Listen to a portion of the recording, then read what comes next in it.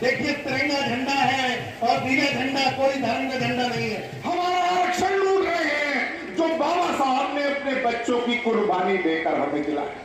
आरक्षण को लूट रहे हैं, हमारे हक को लूट रहे हैं, हमें विकास से वंचित कर रहे हैं। आज जो दोहरी शिक्षा नीति चल रही है, यदि आपको उससे बचना है, आपके बच्चों को बचाना है, आपको समान शिक्षा में अधिग्रहण कराना है, ये अधिकार लेना है, तो आज आपको सभी को एक सूत्र में बंधकर अपनी यूनिटी, अपनी एकता, अपनी समानता को प्रदर्शित करना होगा।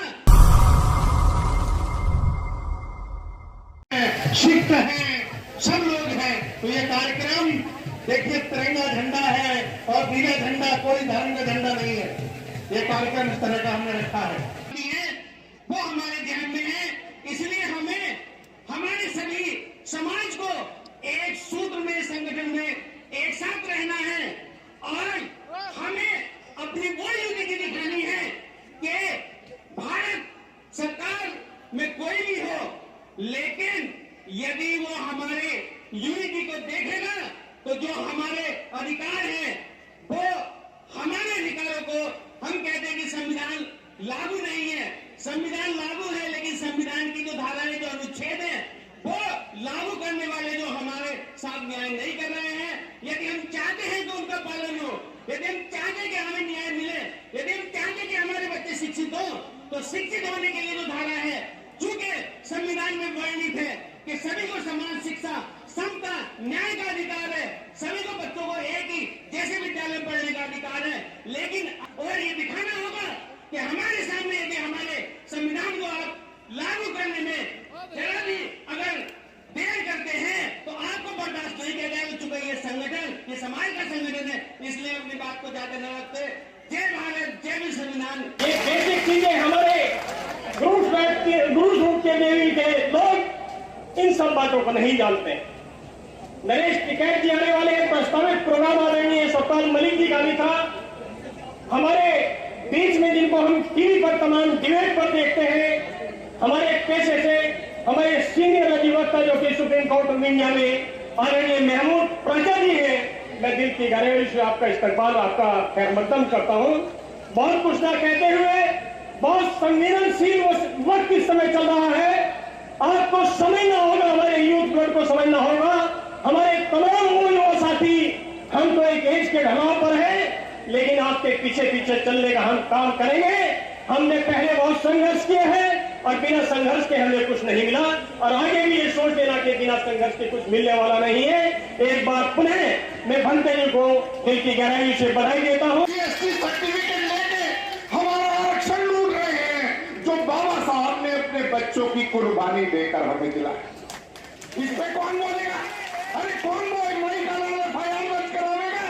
आगरा, बाबा साहब के बकौल हमारी दलितों की राजधानी आगरा, वहां का इस समय सांसद ओबीसी का व्यक्ति बना हुआ सत्यपाल सिंह बघेल, अरे उसको कौन माइका लाल जेल भेजेगा? कौन जागर चमार आवेगा? कौन वाल्मीकि आवेगा?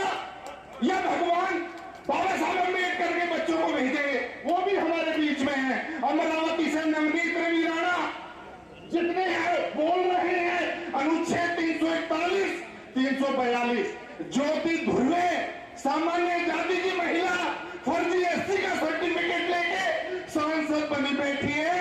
डीएम बैतुल मध्य प्रदेश से सर्टिफिकेट खारिज कर दिया।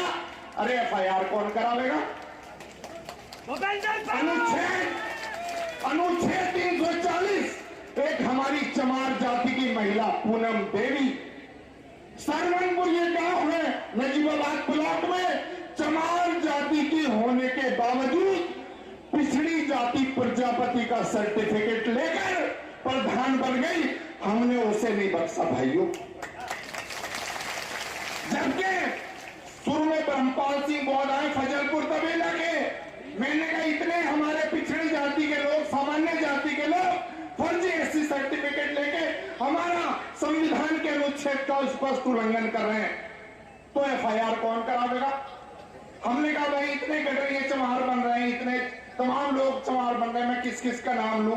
अरे भाई, एक हमारी मुसलमान लड़की टिक्कोपुर की, उसका सगा जीजा ले गया 14 साल का, राम सेवक पासी इंस्पेक्टर थे बिजनौर, बोले FIR तो लिख दी, मुसलमान ही ले गया, इनका दामाद है।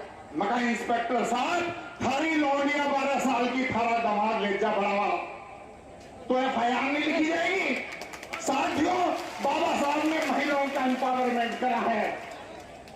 हम चमार ही चमार की लड़की को छुए ना 18 साल तक, हम FIR कराएंगे भूपेंद्र चमार और सारे लोग। तो मैं इस समय 10 सांसद फर्जी बने हैं, इन पे FIR कौन करावेगा?